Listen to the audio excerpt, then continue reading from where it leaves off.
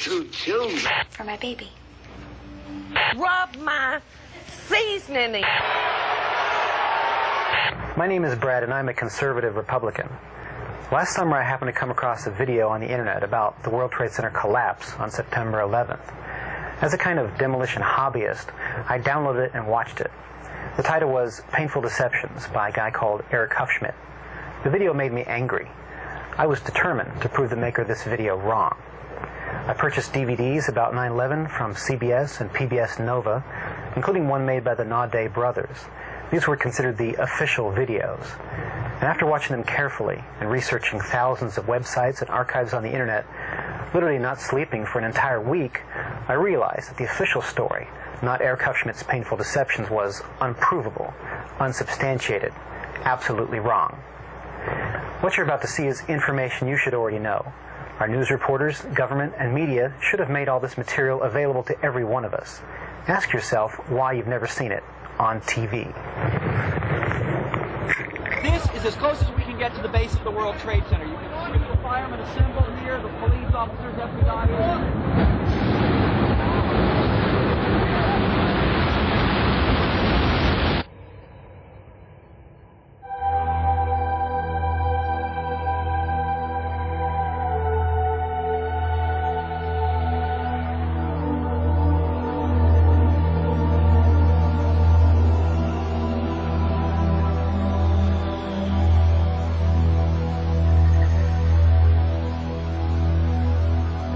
On September 11th, we learned that 4 passenger planes were hijacked and taken radically off course. Within an hour, 2 of the planes had flown into the enormous steel towers of the World Trade Center, creating fires and eventually toppling them.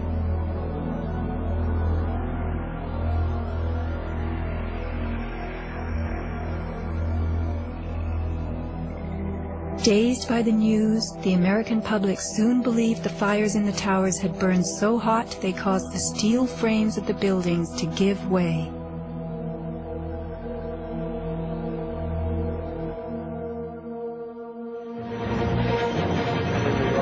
A myth developed, fed by official sources through the media to a bewildered audience. So what was attacked against? He admitted it.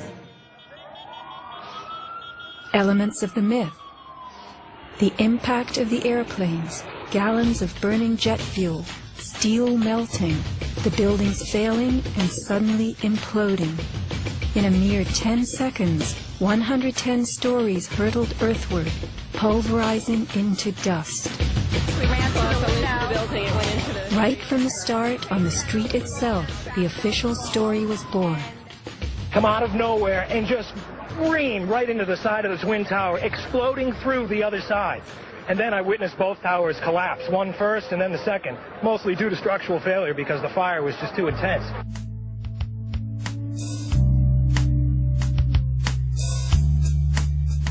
The myth bled into the FEMA report and was echoed by the experts. It was the combination of the impact load doing great damage to the building, followed by the fire that caused collapse. John Skilling and Les Robertson were the structural engineers who designed the streamlined steel frames of the Twin Towers in the 1960s. Because a wayward Army bomber flew into the Empire State Building in 1945, the towers were built with skyscraper crashes in mind. The airplane we were envisioning was the largest airplane of its time, flying slowly and low, lost in the fog. We designed the buildings to take the impact of the Boeing 707 hitting the building at any location. But the aircraft that hit the towers was a Boeing 767, heavier than a 707, fueled for a transcontinental flight, and traveling fast. 707s and 767s are comparable. The maximum takeoff weight of a fully loaded 707 is almost 334,000 pounds. As airplanes only carry the fuel load they need, The smaller Model 767s that struck the towers were not, in actuality, maximally fueled or close to their maximum takeoff weight. As for the heat of the fires, listen to the radio communications of these New York City firemen. We got tanks. I saw in the pockets of fire.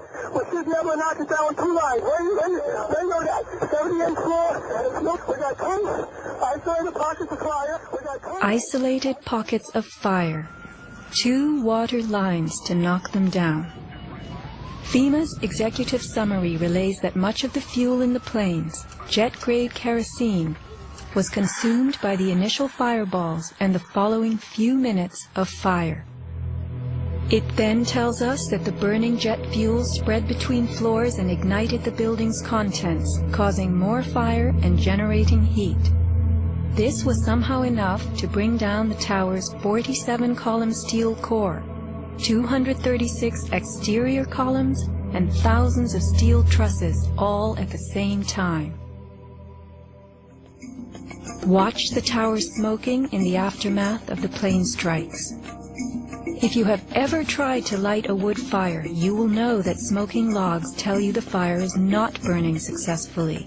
Smoke is a sign of an oxygen-starved fire. The Twin Towers stood for over an hour, smoldering but not flaming. During that time, thousands of people were evacuated by way of the stairwells. Others, trapped by debris, stood in the smoke-filled windows and signaled for help.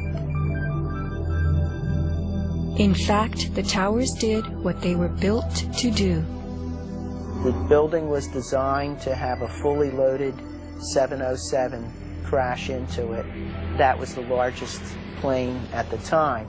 I believe that the building probably could sustain multiple impacts of jetliners because this structure is like the mosquito netting on your screen door, this intense grid, and the jet plane is just a pencil puncturing that screen netting. It really does nothing to the screen netting.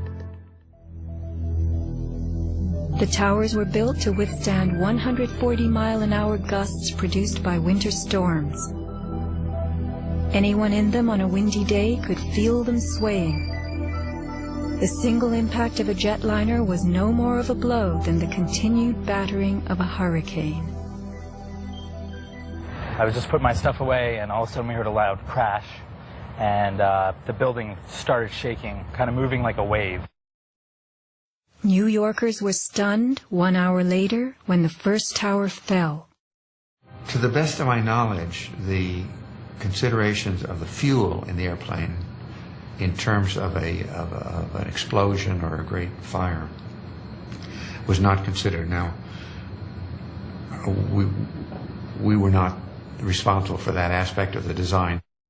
Imagine building expressly for airplane impact, but never thinking of the fuel.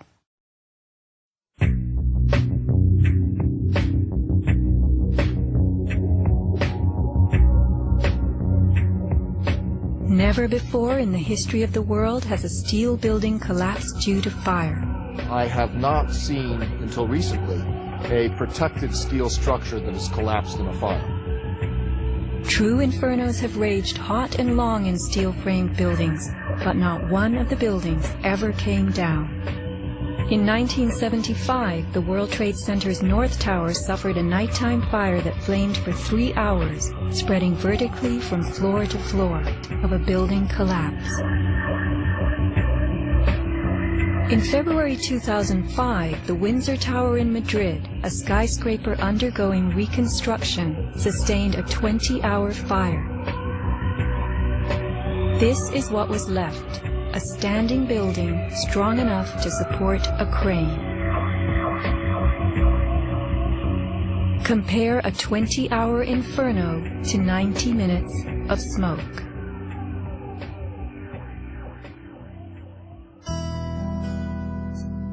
Why are buildings made of steel?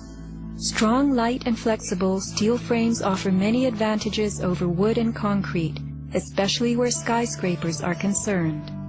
Steel makes big buildings relatively light, with tremendous load-bearing capacity.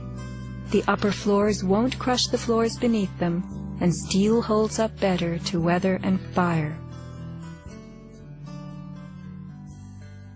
Most skyscrapers are built on steel or concrete frames, which is a grid of columns and beams that goes all the way through the building.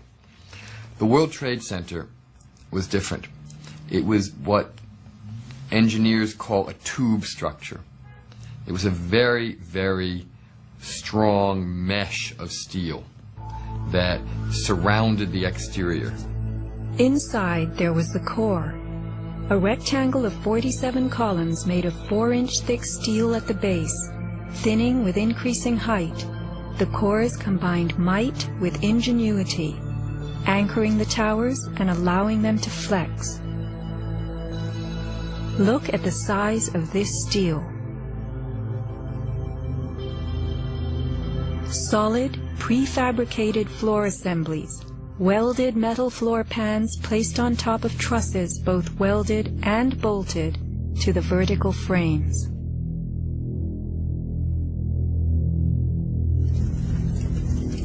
The story we were told. This rock-like steel grid gave way because fire warped the trusses, causing the bolts to fail. As the trusses sagged and fell, the floors dropped with them. In its 2002 documentary, Why the Towers Fell, PBS creates a video model.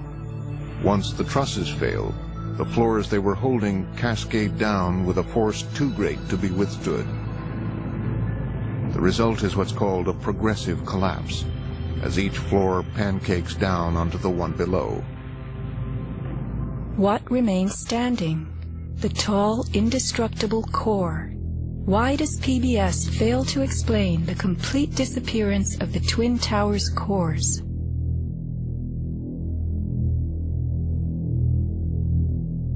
The official story's central thesis is based on heat, temperatures high enough to weaken steel.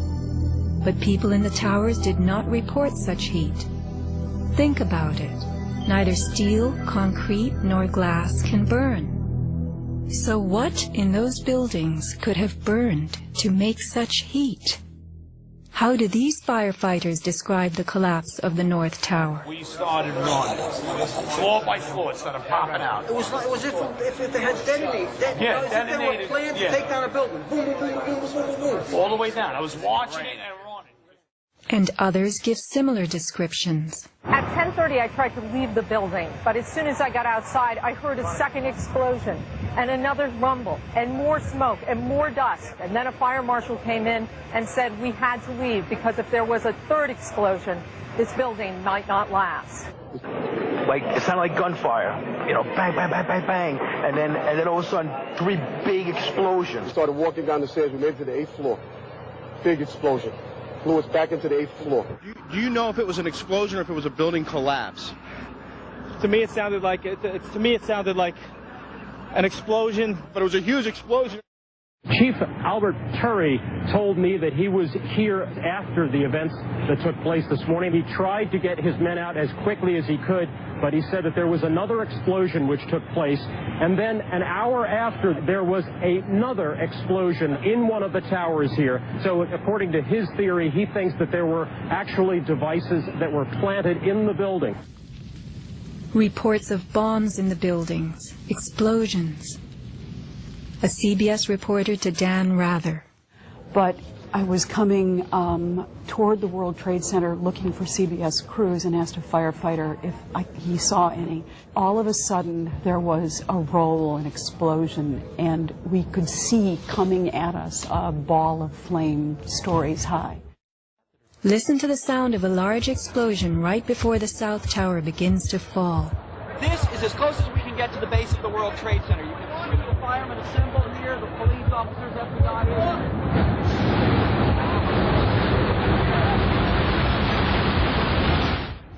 Sound reaches us after what we see. If the boom we just heard was the sound of the building collapsing, it would follow the collapse. Instead, the boom is heard before. Whoa, whoa, whoa. Bring it back.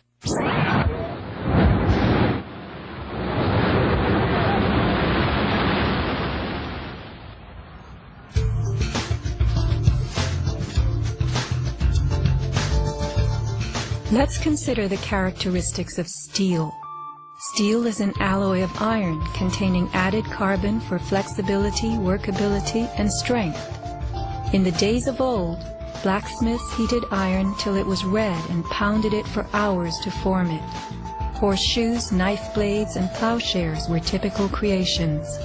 Steel was introduced in the mid-1800s, and by the end of the century, with the advent of the blast furnace, found widespread commercial use. A blast furnace is known as a controlled environment.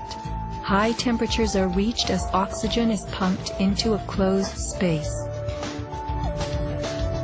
How and when does steel melt? Steel melts at temperatures of 2750 degrees Fahrenheit and above, attained only in a blast furnace or when a powerful incendiary such as thermite is used. Steel or any substance that is burned will never become hotter than the temperature of the fire or heat applied to it. An open-air hydrocarbon fire reaches a maximal temperature of some 1200 degrees Fahrenheit in a dirty or uncontrolled burn, characterized by red-orange flames. Red-orange flames are what we saw on September 11th.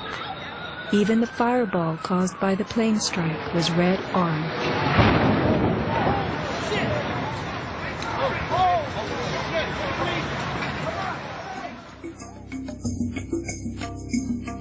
A controlled burn falls between a dirty burn like a fireplace and a controlled environment, the blast furnace. A controlled burn employs a regulated mix of air and fuel, an example being your gas stove or the engine in your car. You can fire up your gas stove all day long, making soup, roasting a duck, or simmering a stew. Made of steel, your stove will not melt, and nor will your pots and pans. This is a kerosene heater designed for use in any ordinary house. The heater runs on jet-grade kerosene contained in this tank. Made of steel, the heater can operate all night and all day. The kerosene fumes ignite and burn inside it, never causing even the smallest part of this heater to weaken or melt. Yet we were led to believe that these tremendous buildings, framed in steel and surfaced in aluminum, totally collapsed from small scattered fires and 90 minutes of smoke. Take note of these hurtling beams, thrown laterally outward as the tower comes to earth. Would fire have the strength to eject such huge hunks of metal? MIT engineering professor Thomas Eager's 2001 paper is officially considered the academic standard for explaining the World Trade Center collapses. In it, he tells us that steel loses half its strength at 650 degrees Celsius, and that the fires that day did not get much hotter than this. He stresses, however, that the fires did not burn evenly. It was the uneven temperatures that caused the steel to deform and some of the floors to fail. These falling floors brought down the whole building. While it was impossible for the fuel-rich diffuse flame fire to burn at a temperature high enough to melt the steel, its quick ignition and intense heat caused the steel to lose at least half its strength and to deform, causing buckling or crippling. This weakening and deformation caused a few floors to fall, while the weight of the stories above them crushed the floors below, initiating a domino collapse. In plain language, straight from MIT.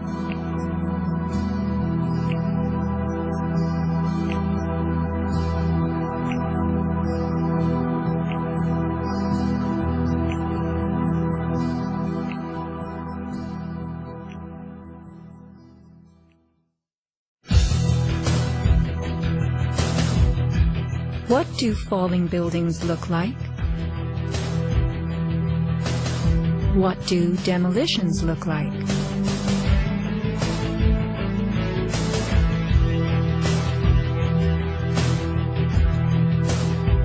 We are seeing typical implosions, characterized by gutting a building's base and then pulling it into itself. Computer-controlled sequencing fires the explosives in a rapid wave. Notice the jets of shooting concrete, the flashes, the pops, the caving of the buildings as they fall into their footprint, the tremendous, billowing clouds of dust.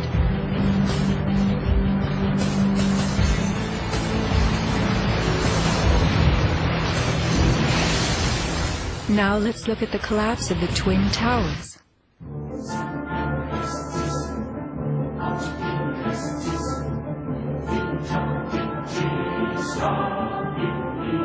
We are seeing explosions rather than implosions, a first in demolition history.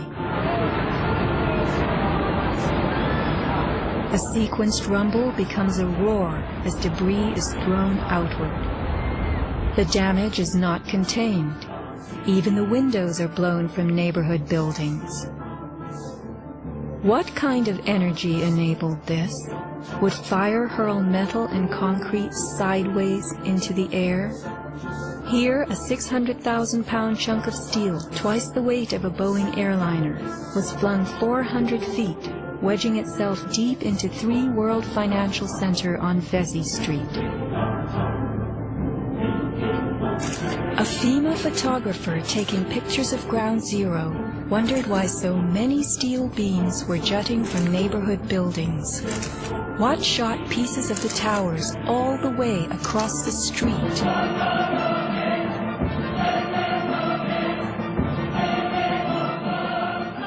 In April 2006, New Yorkers were distressed to learn that bone fragments, human remains from 9/11, had been found on the roof of the nearby Deutsche Bank building. And how, in God's name, did those fragments get there? It surprised me that there was still bone fragments or human remains that had not been discovered. How is it possible that after 5 years they're finally looking on the rooftops of the Deutsche building? I mean, that's crazy.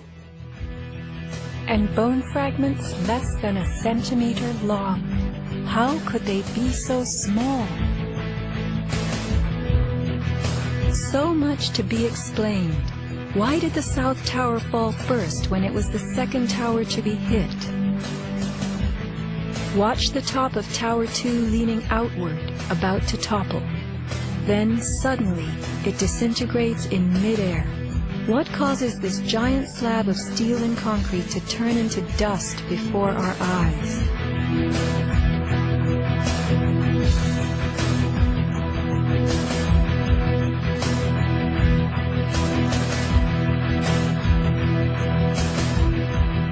Watch both buildings collapsing straight down, directly into the path of most resistance, which is all the floors and all the mass of the building itself.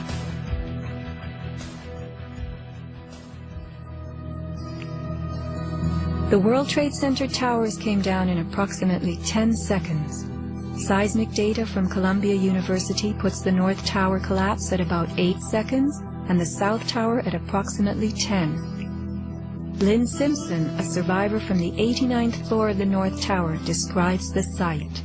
And I saw the Trade Center literally collapse in upon itself floor by floor by floor, and it took seconds for it to happen. It was a massive building, and it just pancaked. 10 seconds. These are 110-story buildings coming to Earth at free fall speed, the rate at which an object drops through air. The lower floors would need to give way completely as the floors above them fell. Can a person walk through a closed door as quickly and smoothly as one that is open? A 10-second collapse means the upper floors encountered no resistance from the undamaged floors beneath them. Watch the demolition wave rushing straight down.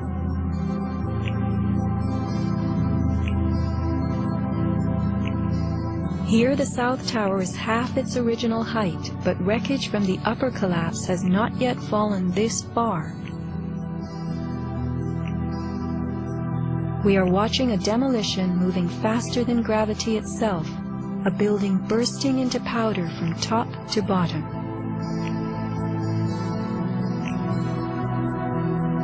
Here, the core of the North Tower finally gives up. 700 remaining feet of giant steel columns, among the strongest ever erected.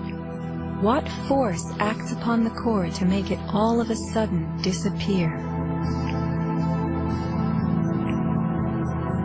Eric Hufschmidt, author of the book Painful Questions, is a metal-cutting software engineer. The floors of the World Trade Center towers were on three-dimensional mesh of steel beams.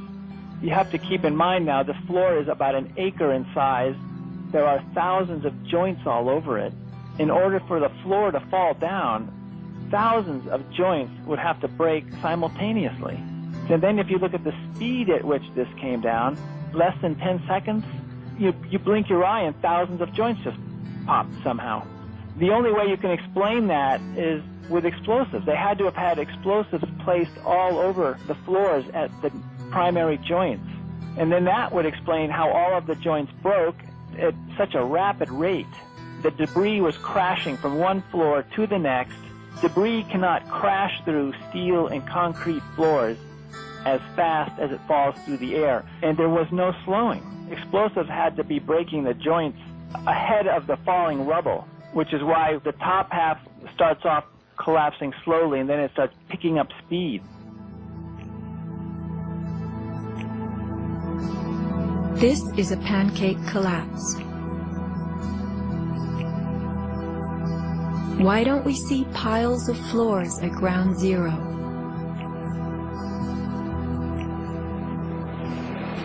And paper blown everywhere.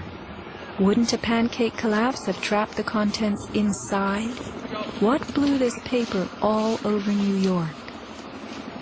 If you were to drop a billiard ball from the top of the Twin Towers, it would hit the ground in just over 9 seconds, the average time it took for the towers to fall. Helped by gravity and falling through air, the ball will gain speed.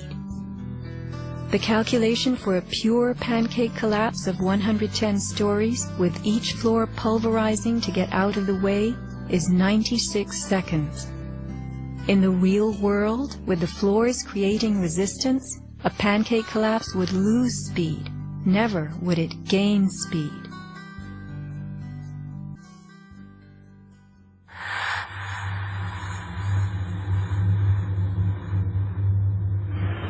The airplane struck the towers high above the ground.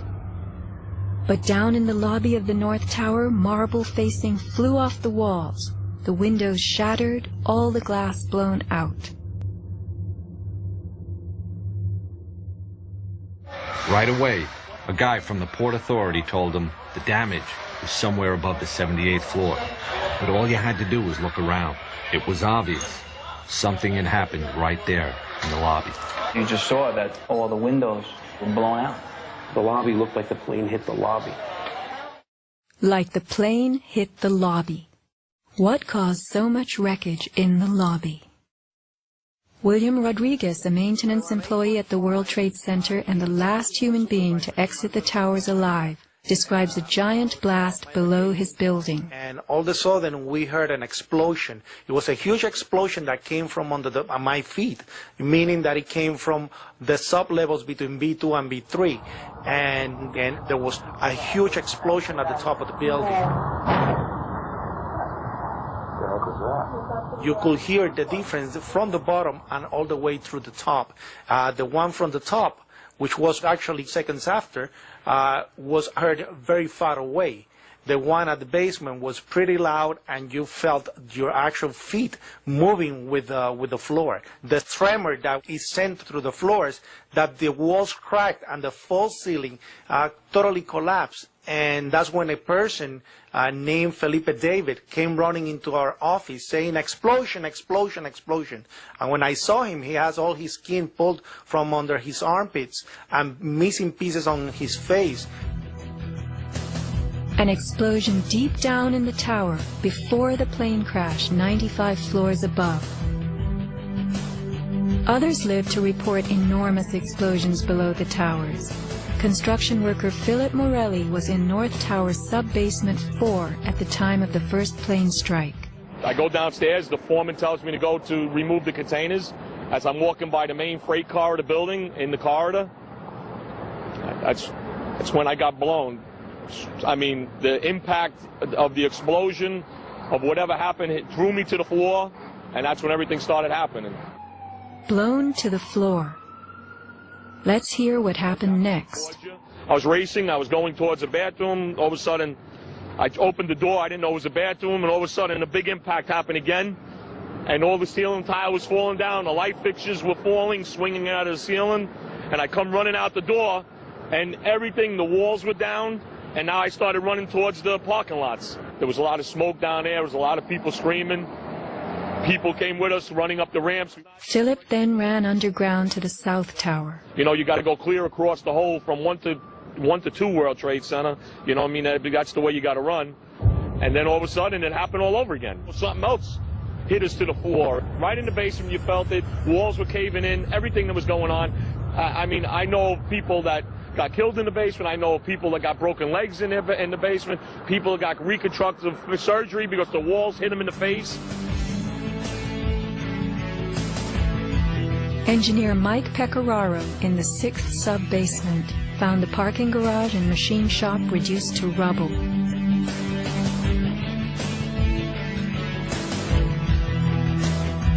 Rescue firemen and civilians spoke of hearing explosions throughout the towers. Firefighter Lou Caccioli told People magazine that as he and others evacuated workers, bombs were going off inside the building.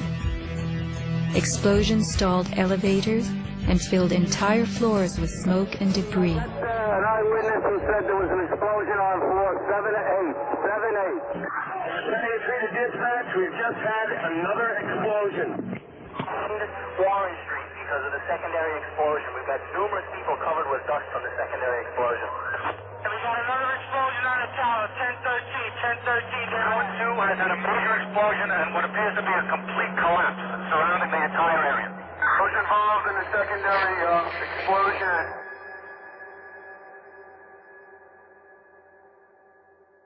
William Rodriguez, helping the firefighters, reports blasts within the North Tower well before it fell.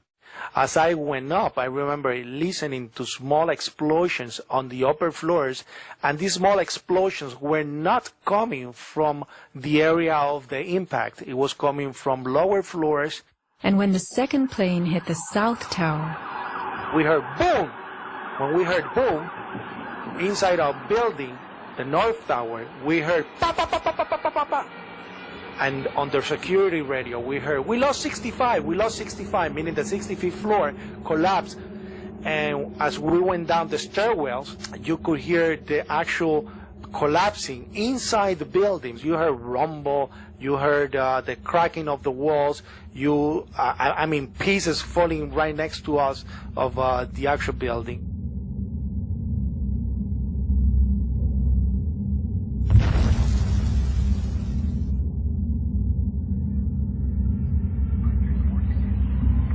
what happened at the base of the towers just before they came down?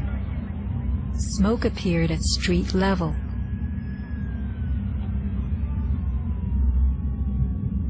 This video was shot from New Jersey. An explosion is heard as white smoke rises at the base of the building. Now people are gathering in large groups. In fact, at one corner, smoke is coming from the city. Folks stepping out of bodegas.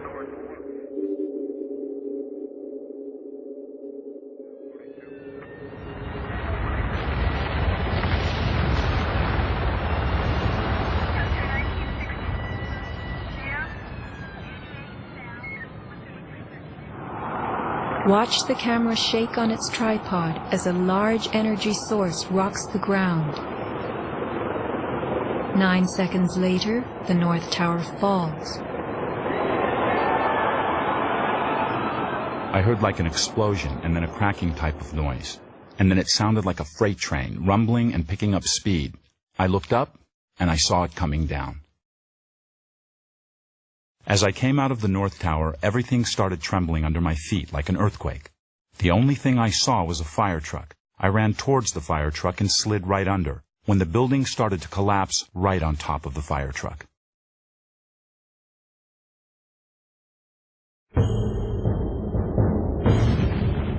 Across the Hudson River, Richard Siegel was filming an astonishing day. The sound meter of Richard's camera caught something very significant. Adjusted for the distance involved, as sound travels more slowly than what we see, the camera registered multiple explosions in the towers. Here is the South Tower record. Then the building fell.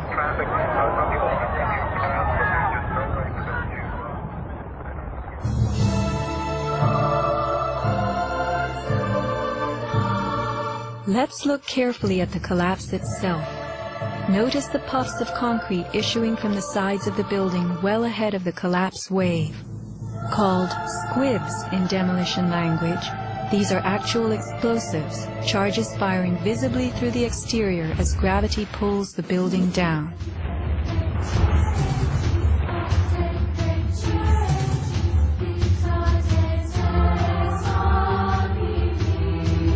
Here are more.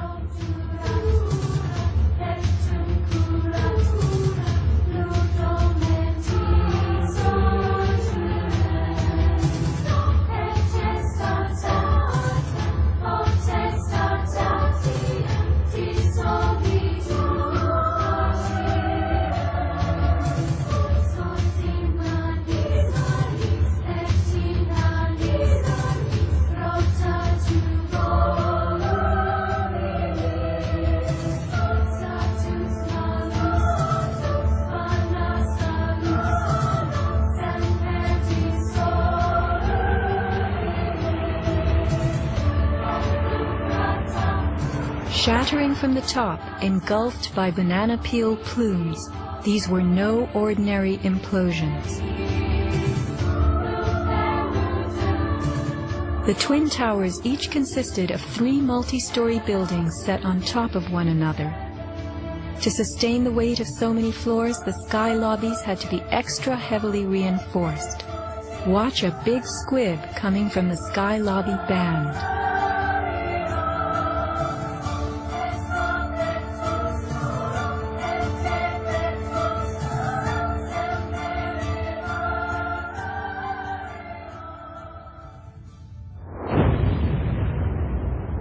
A powerful blast produces what is called a shock wave. Explosions generate extremely high compressional waves that exceed the limits of surrounding air and space, creating a violent force.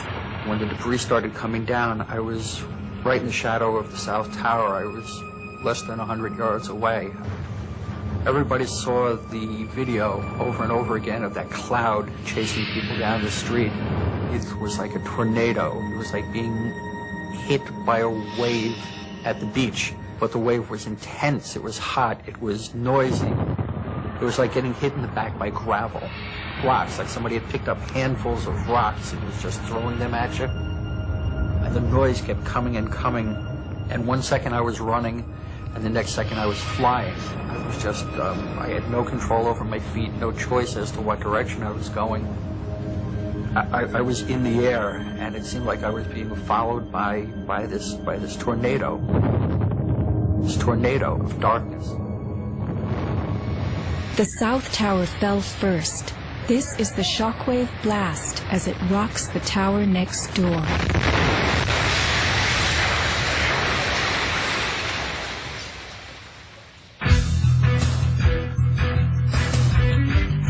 As the buildings fell, they darkened Manhattan, filling the air with billowing clouds of dust and ash.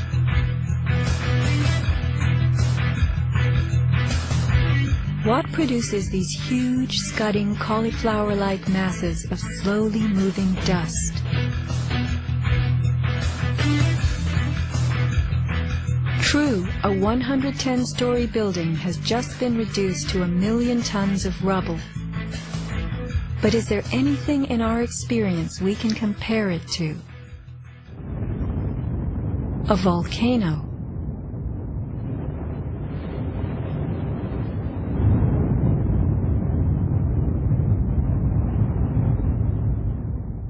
The U.S. Geological Survey website provides us with a definition of a pyroclastic flow as a ground-hugging avalanche of hot gas and debris.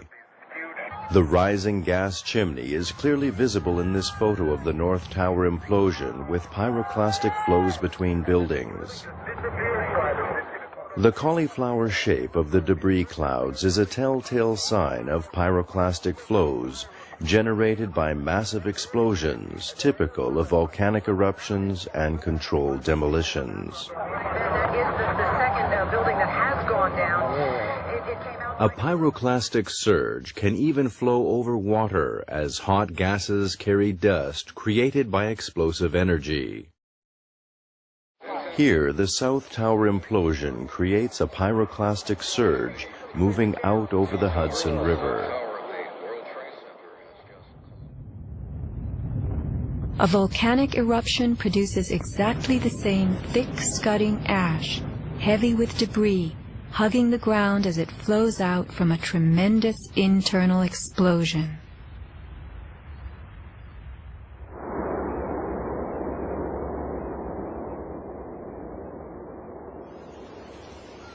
On the southern tip of Manhattan, surrounded by water, huge retaining walls were built below the World Trade Center to hold back the ocean and Hudson River. The bathtub, as it was called, held 7 levels of parking garages, maintenance rooms, and the New Jersey Path train station. After September 11th, the 3-foot-thick slurry walls were found to have shifted up to 18 inches inward. These walls are coming in. These walls hold back the river. So if these walls cave in, this place is going to get flooded out by the river. Let's think about this. A pancake collapse should have left the foundations in place. They had always borne the weight of 110 floors, but something happened in the sub-basements to disrupt them. All the collapse had gone down to track level, so we had 60, 70 feet of wall, totally unsupported. What kind of force could have dislodged so many stories deep underground?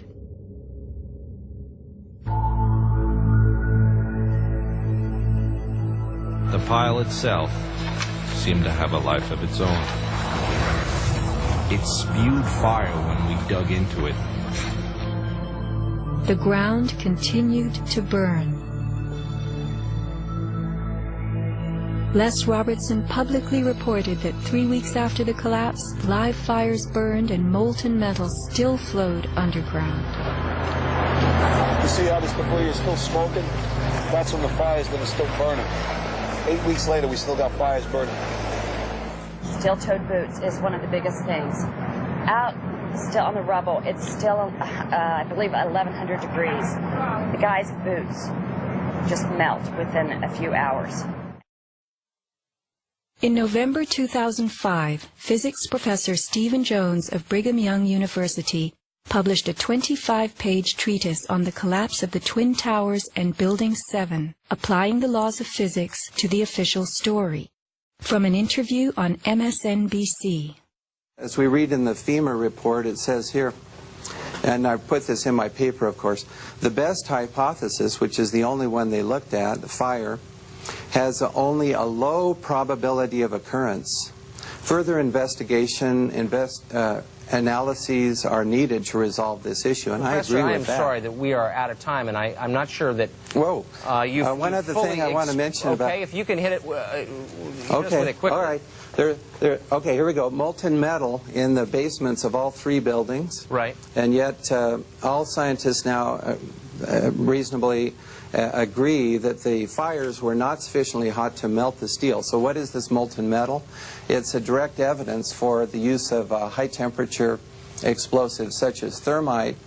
Thermite produces molten iron as an end product. Okay. We appreciate your coming on, even if I don't understand your theories. We appreciate you trying to explain them. Thanks.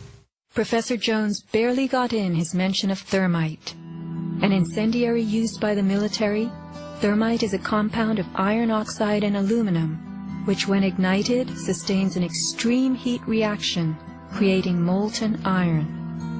In just 2 seconds, thermite can reach temperatures over 4,500 degrees Fahrenheit, quite enough to liquefy steel. This is thermite melting the engine of a car. We know that open-air fires cannot burn hot enough to melt steel, but metal had melted at the base of the towers. The second product of a thermite reaction is aluminum oxide, visible as white smoke. Was thermite used in conjunction with explosives on September 11th? Watch this very bright substance pouring from the 81st floor of the South Tower.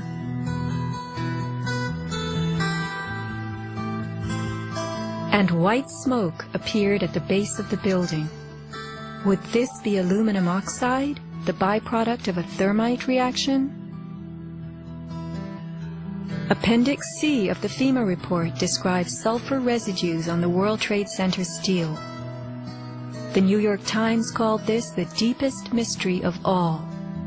Sulfur slightly lowers the melting point of iron, and iron oxide and iron sulfide had formed on the surface of the structural steel. Sulfur used with thermite is called thermate, producing even faster results.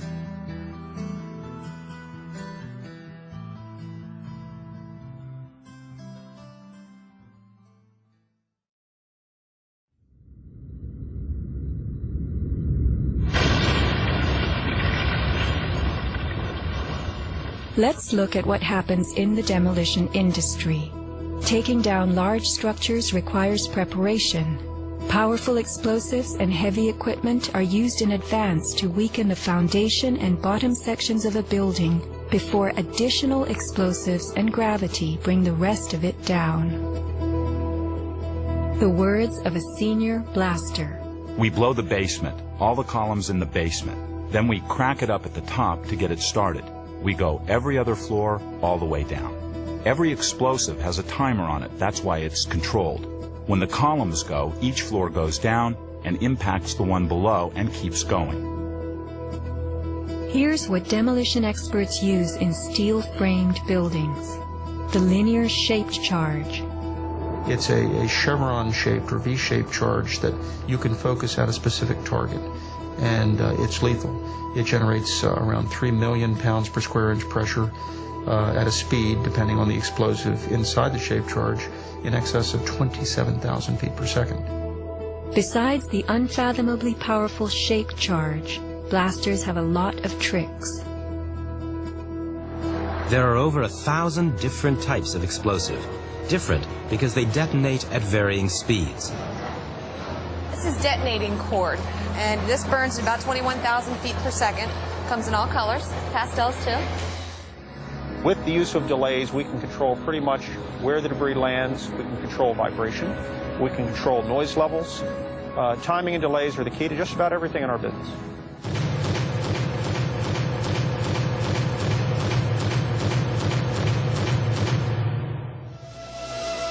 And what is the result? The thing that pleases me is the fragmentation and the control. One to take a building and break it up into millions of pieces and put it in this basement as artfully as we do it, and it works just like clockwork. So we've got it all down to a science. It gives me goosebumps to talk about it.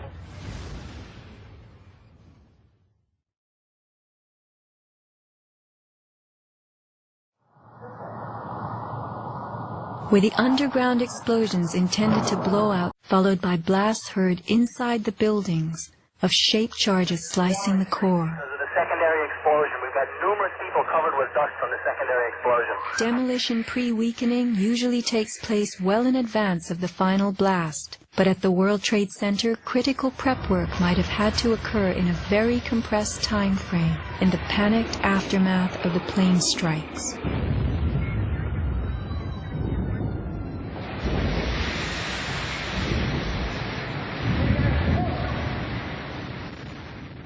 These core columns were discovered after the collapse. The angled cut occurs in exactly the manner that shaped charges slice through steel beams to control the way they fall. Notice the hardened once-liquid metal. Was thermite used with the shaped charge? The job of the shaped charge is to cut steel H-beams. The way we do this is by cutting the beam at an angle which through a series of beams cut at the same angle will tend to make the building shift over and walk. Let's look at the rubble of two 110-story buildings brought to the ground. In a 7-story crater lie nearly 2 million tons of debris. Had the basements not been blown out, where would 2 million tons have gone? Heaped on the ground, ready to slide and spill? The art of controlled demolition.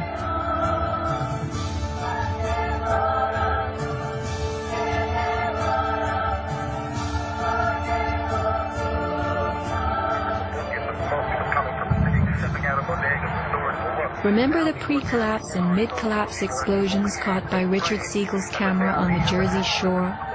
Were these the blasts that took out the core and upper basements? Just before the final crumble, a mind-boggling sequence of computer-controlled delays that blew the exoskeleton, pulverized the concrete, to bring the whole structure rolling to the ground.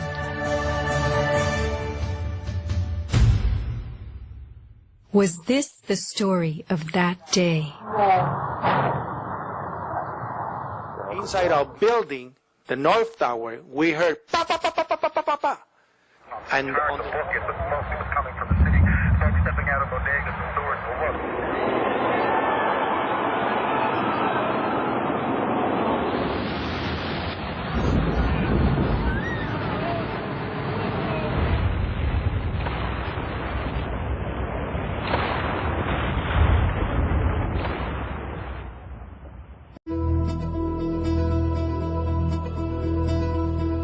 Some people appear to have known the imminent future on that fateful day. FEMA had arrived in New York on Monday night, ready for a bioterror drill. Spokesman Tom Kenny to Dan Rather. To be honest with you, we arrived on late Monday night and went into action on Tuesday morning. And not until today did we get a full opportunity to work the entire site other than the spot at Church and Day to which we were deployed. And Rudy Giuliani, mayor of New York, tells ABC's Peter Jennings that he was aware the towers would be coming down. What is going on now is a massive rescue effort. Do you believe it's hundreds or thousands? I really don't. I really don't want to say right now, Peter. I think it's going to be a horrible number. I saw people jumping out of the World Trade Center. I saw some of the firefighters who I know going into the building. And we were in a building in which we were trapped for about 10-15 minutes. And we set up headquarters at 75 Barclay Street, which was right there with the police commissioner, the fire commissioner, the head of emergency management. And we were operating out of there when we were told that the World Trade Center was going to collapse. The World Trade Center was going to collapse. It was going to collapse. It was going to collapse. Similarly, Larry Silverstein, new leaseholder of the World Trade Center, regretfully declared that a decision was made to pull Building 7 by the end of the day, the last structure added to the World Trade Center complex. Let's hear Mr. Silverstein's actual words, delivered for our benefit in the 2002 PBS documentary America Rebuilds. I remember getting a call from the fire department commander telling me that they were not sure they were going to be able to contain the fire. And I said, you know, we've had such terrible loss of life. Maybe the smartest thing to do is pull it. And they made that decision to pull. And then we watched the building collapse.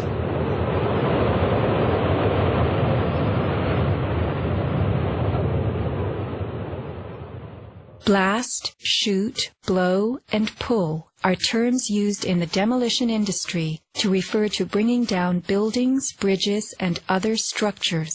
Because I actually blew the hospital down that I was born in. Originally, we had figured to shoot it, let it drop straight down. Then, watch Demolition Dynamics attempt a big blast. And from Ground Zero's own post-disaster wrecking crew. By mid-December, the Department of Design and Construction had leveled World Trade Center buildings 4 and 5. Hello? Oh, we're getting ready to pull building 6.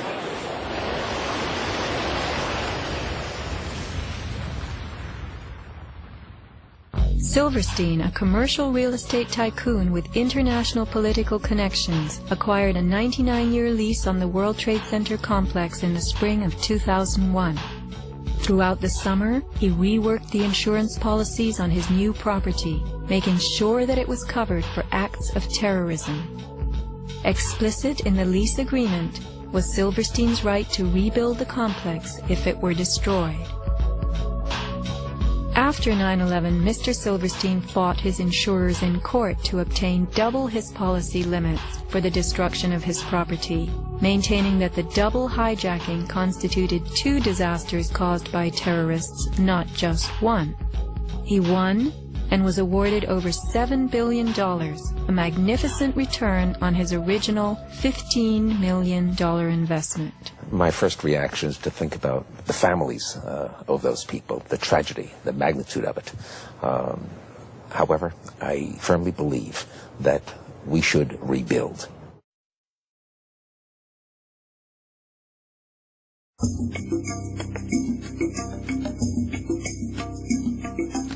Just in the last few seconds, another building, building number 7, one of the buildings in support of the World Trade Center towers, has collapsed. World Trade 7, functioning as the command center for the complex, housed giant diesel backup and oxygen systems, the mayor's protected emergency bunker, and offices for the CIA, Secret Service, Department of Defense, and Securities and Exchange Commission. Its other tenants were insurance companies, brokerages, and banks. No plane hit Building 7, but at 5:20 p.m. on September 11th, it collapsed in a heap on the ground. Some damage to Building 7 is said to have been caused by debris from Tower 1. Though this New York Times article tells us Building 7 burned like a giant torch, the only visuals that exist are of unidentified smoke and a few small fires. Compare this to the wallops sustained by World Trade Center 3, 4, 5, and 6. Positioned right below the towers, damage to the surrounding World Trade Center buildings was infinitely worse. Still, the structures held up. But somehow, rescue workers knew that Building 7 would fall. You hear that? Keep your eye on that building. It'll be coming down soon. A 47-story skyscraper, Building 7 folded neatly in 6.5 seconds, a textbook descent right into its footprint. Silverstein Properties now tells us that its owner was referring to the team of firefighters inside the building when he spoke of the decision to pulling the firemen out of harm's way. However, there were no firefighters in Building 7, according to FEMA, NIST, and Fire Chief Frank Fellini. They were ordered out at 11:30 that morning. 6 hours later, the building came down. You know, we heard this sound that sounded like a clap of thunder. Turned around, it looked like there was a shock wave ripping through the building, and the windows all busted out, and it was horrifying. About a second later, the bottom floor caves out, and the building followed after that. Radio host Alex Jones notes the mark of a classic implosion. This is a photo taken 1 second into Building 7's collapse. Notice the crimp. If we look at other controlled demolitions, we see that they first blow one of the central columns so the building falls in on itself. If you don't do this, the building falls outward and can damage surrounding structures. Building 7 had a classic crimp or wedge. Its central column was blown out first, so it didn't structurally damage buildings just a few feet away from it. Remember the mayor's emergency bunker? Ensconced on the 23rd floor of Building 7, it was retrofitted with superglass, water, oxygen, and its own generator. But Mayor Giuliani chose to find emergency shelter elsewhere on September 11th. Why Building 7? Even the media and its experts were confused. The History Channel interviews structural engineer Ramon Gilsans, who points out the obvious crimp and even speaks of the implosion. Engineers are not just focusing on the Twin Towers. The most disturbing structural event was not that the Twin Towers fell, but that Tower 7, ignited by flying debris, fell due to fire alone. Building 7 was a steel frame building, and it's the first steel frame building that has collapsed due to fire. The failure of the building was an implosion. So it failed completely different than Towers 1 and 2, in which the floors failed first. Why Building 7? Let's ask the question again. As the WTC Command Center, was it the hub for the 9/11 plan?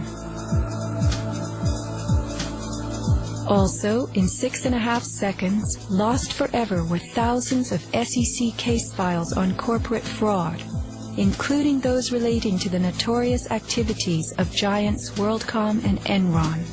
A few indictments for stock fraud, but what of the $70 billion California electricity swindle? It disappeared.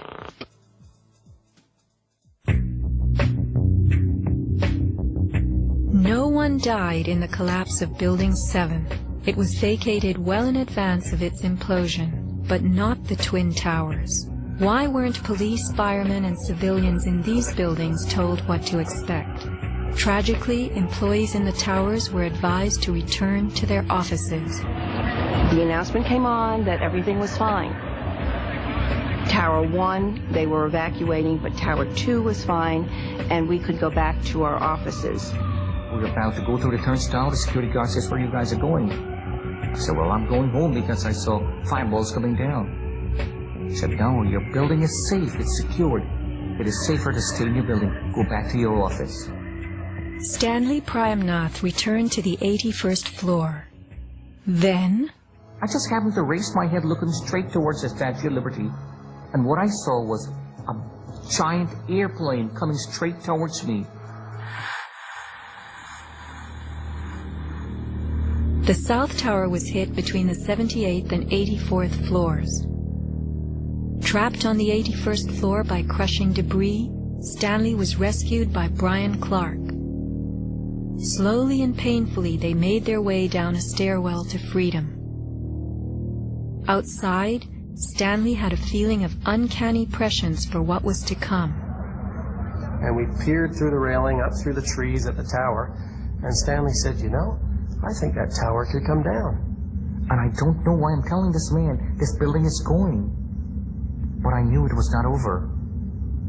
I said, "There's no way. That's a steel structure. That's just draperies and carpets and furniture burning. You know, there's no way." And I didn't finish my sentence when the tower started to slide. And I can still remember hearing, first of all, this boom, boom, boom explosion.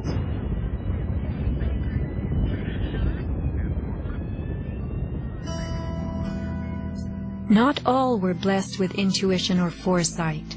Joseph Milanowicz reached his son Greg by cell phone. Greg at that time, I could tell by his voice, was scared. He said to me, "Dad, can you get in touch with someone and tell them that there's about 20 of us on the northeast corner of the 93rd floor." Greg had been about to leave the South Tower after the North Tower was attacked, but was told it was safer to return to his desk. A couple of times he said, "Why did I listen? Why did I listen?" Who was a director in the company that provided electronic security for the World Trade Center and Washington's Dulles Airport, both involved in September 11th?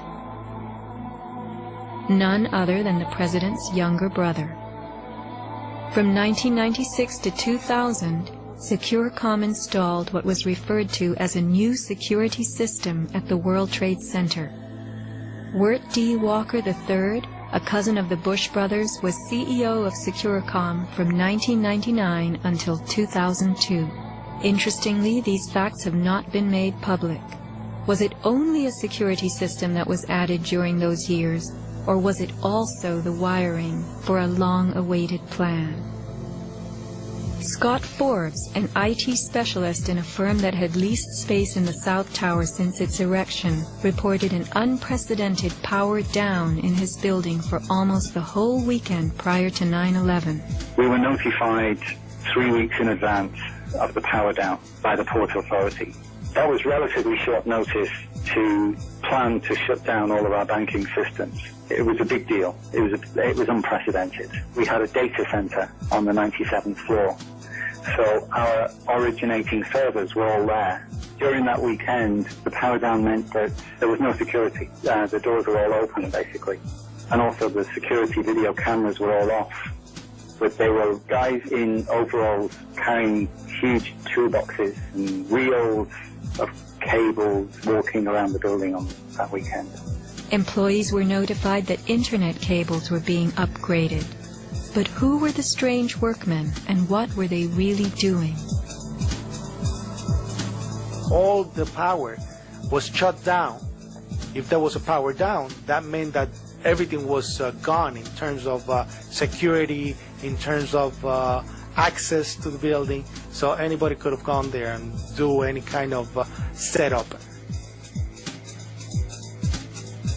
Having worked overtime to get his company's servers back up, Scott took the day off on September of the mysterious weekend work.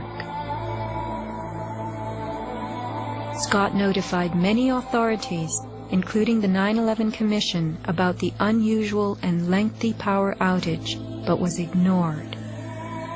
Ben Fountain of Fireman's Fund spoke of unusual evacuations ordered at the Twin Towers during the weeks before September 11th. Others reported that the security alert was inexplicably lifted 5 days prior and bomb-sniffing dogs were removed. What would the dogs have discovered had they remained on duty?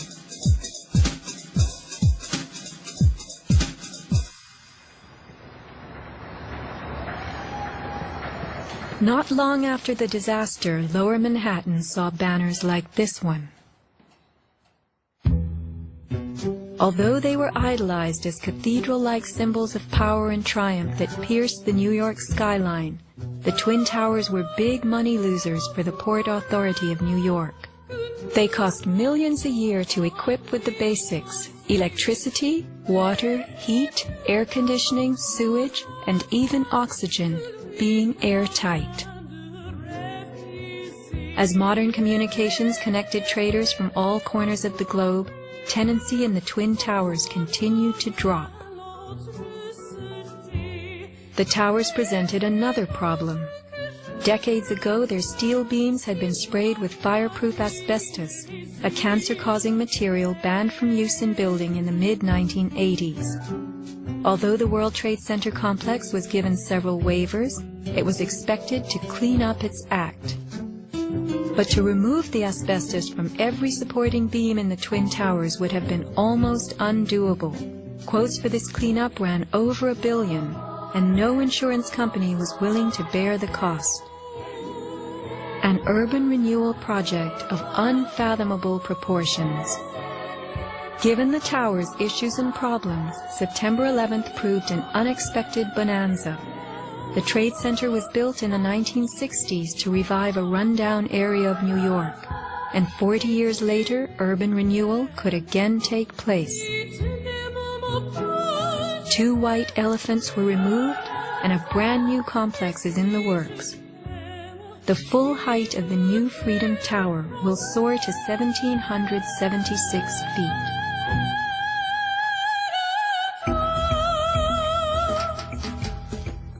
The suffocating dust that engulfed Manhattan was much more than dust.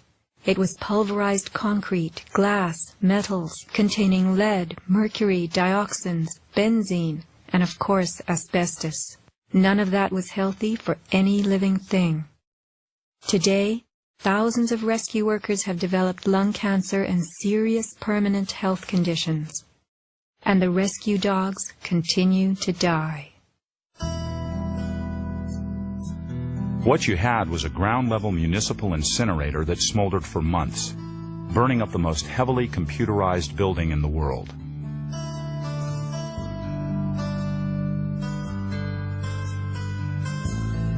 Patients have had black paste coming out of their pores. They have reported bowel movements that are blue or green and have smelled like smoke, despite the fact that they have not been at a fire scene for months.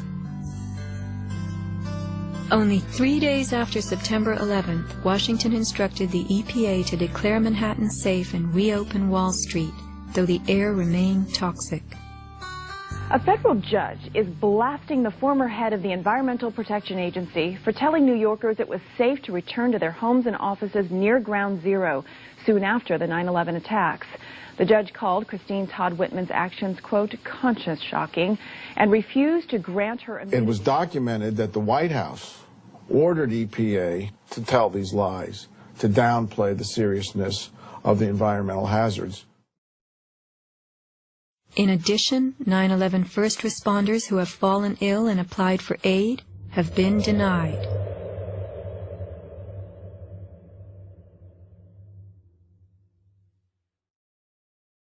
Asbestos plays a part in the myth of why the Twin Towers fell on September 11th. The steel had been sprayed with a lightweight fireproof foam, which, while cheaper, was much less adhesive. The New York Times has reported that the foam fell off easily, and the Port Authority had been fixing and replacing missing sections in the months before September 11th. But even if the fireproofing had been perfectly applied, the impact of the plane crashing into the North Tower was so powerful, it simply blew most of it off, allowing the fire to attack the steel beneath. Once the planes hit, whatever condition it was in before the fact, made no difference because an impact would knock it off and the fire would have devastating effects on the steel. One good smack from a jet plane and the puffs of asbestos are all blown off the steel. Would a few hundred doors slamming do the same thing? Here, the History Channel tells us how, due to poor fireproofing, flames swept through the pockets between floors. As much of the fireproofing had been dislodged on impact, the flames were attacking unprotected steel. When steel is not protected, the strength reduces very fast. When you get to about 1100 degrees Fahrenheit, you lose about half the strength of the steel. The fire inside the towers may have reached temperatures of 2,500 degrees Fahrenheit. The New York Times has reported what happened to those steel floor trusses then. The steel did heat up and it became softer and softer, almost like licorice.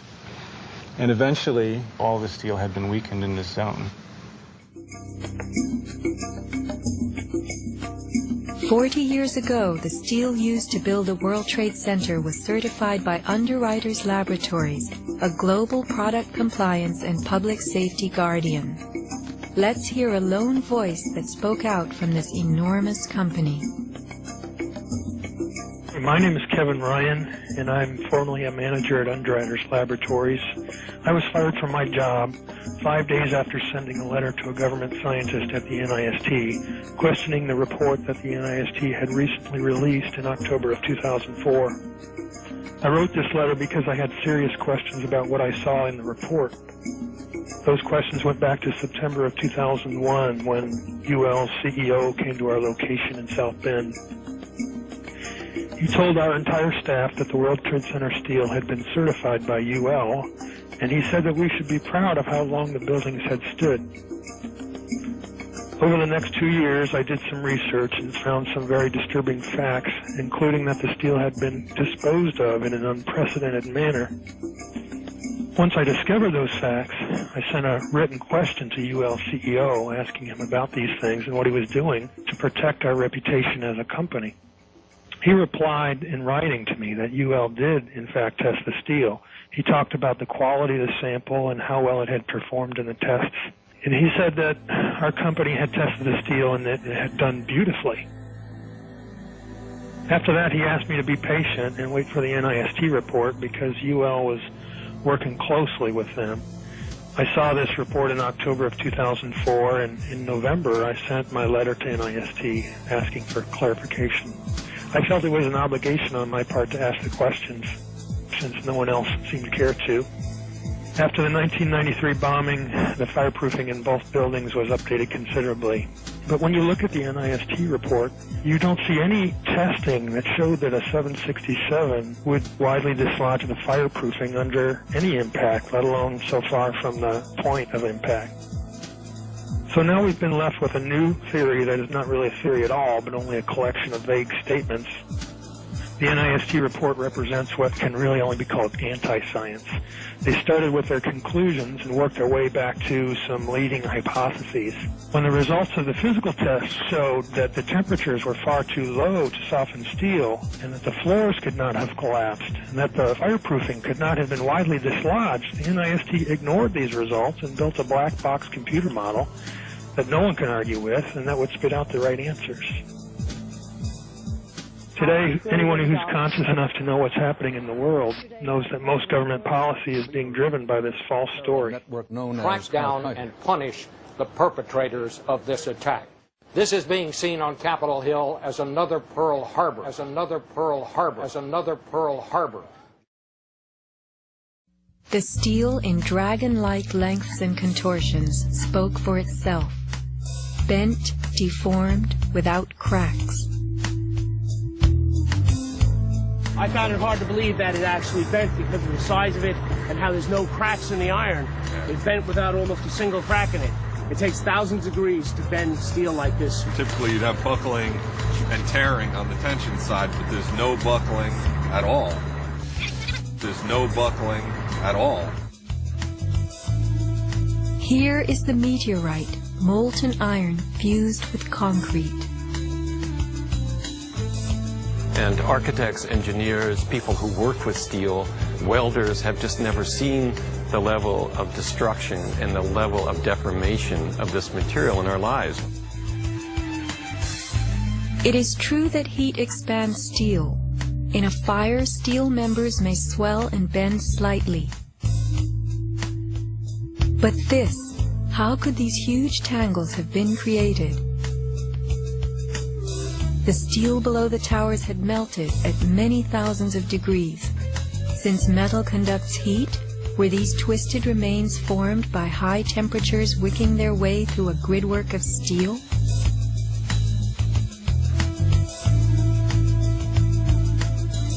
Explosives also deform steel. As they fire, gas pushes outward. The force of the gas can easily bend a large steel column.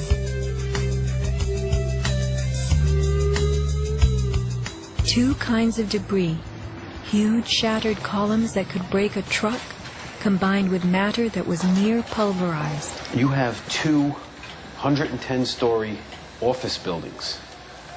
You don't find a desk. You don't find a chair. You don't find a telephone, a computer. The biggest piece of a telephone I found was half of the keypad, and it was about this big. In 1886, 4 gold miners lost their lives in an underground explosion. The bodies of these 4 men were brought to the surface in one barrel. The biggest piece recovered was part of a foot.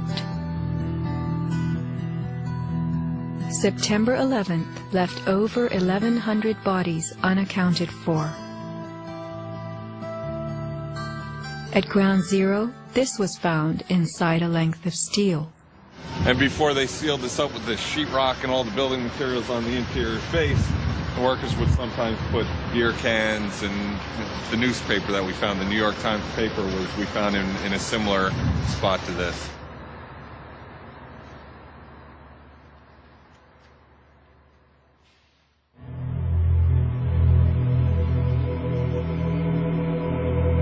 Secrets cannot be kept forever.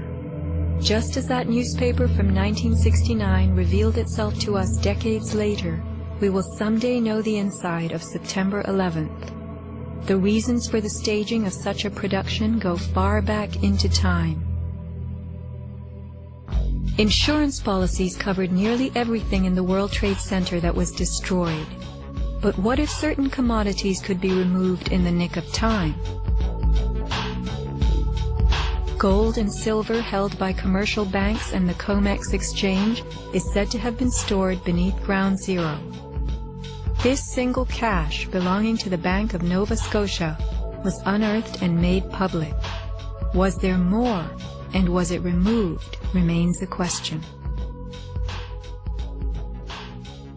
As last survivor William Rodriguez climbed the stairwell to rescue people, He remembers a very strange thing. As I stood there on the 33rd floor, I heard very strange noises on the 34th floor. Now, the 34th floor was an empty floor, a floor that did not have any kind of walls, or it was a construction floor. It was totally hollowed out.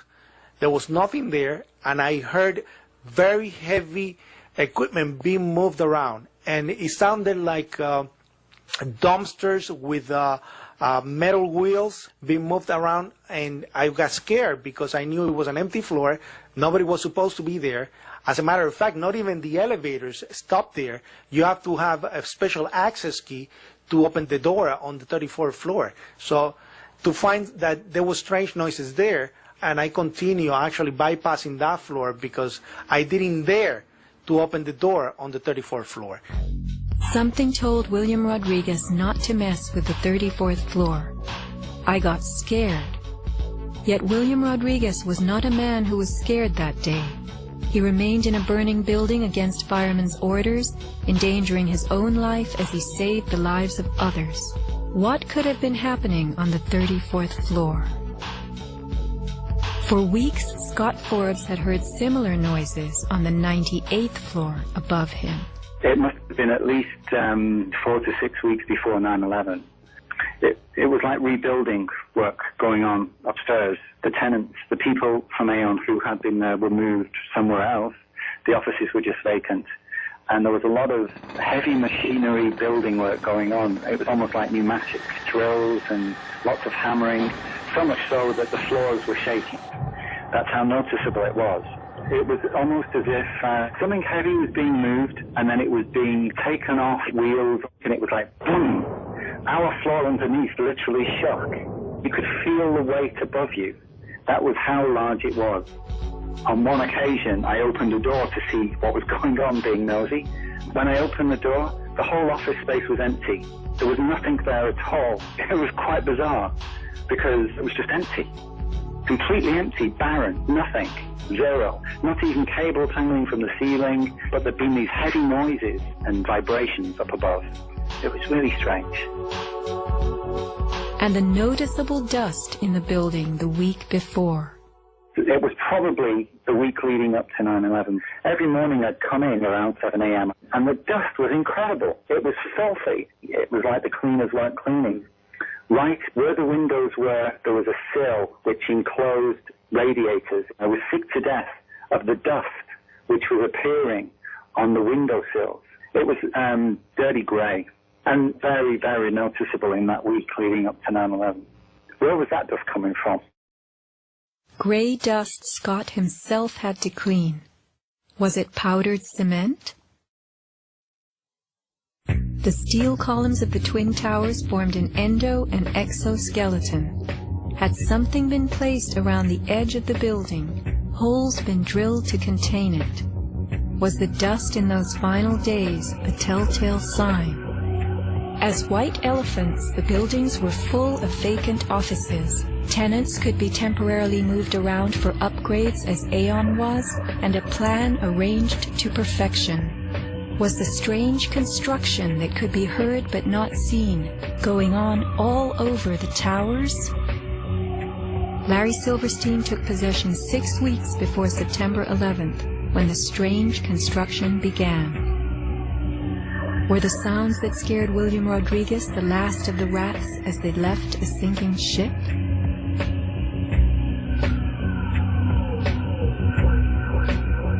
By taking a day off, Scott Forbes saved his life.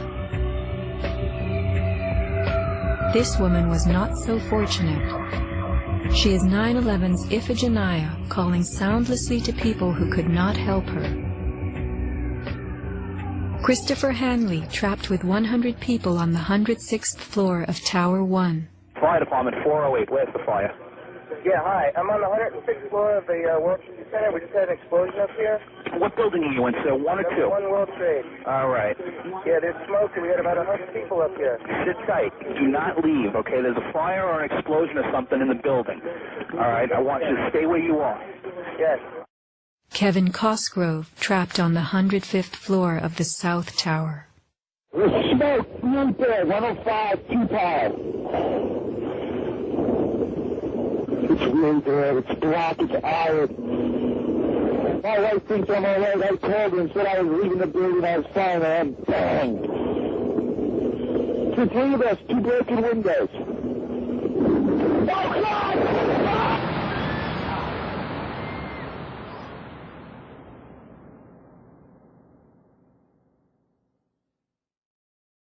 Let's not forget these people whose fate on this day was decided for them. As we know, secrets cannot be kept forever.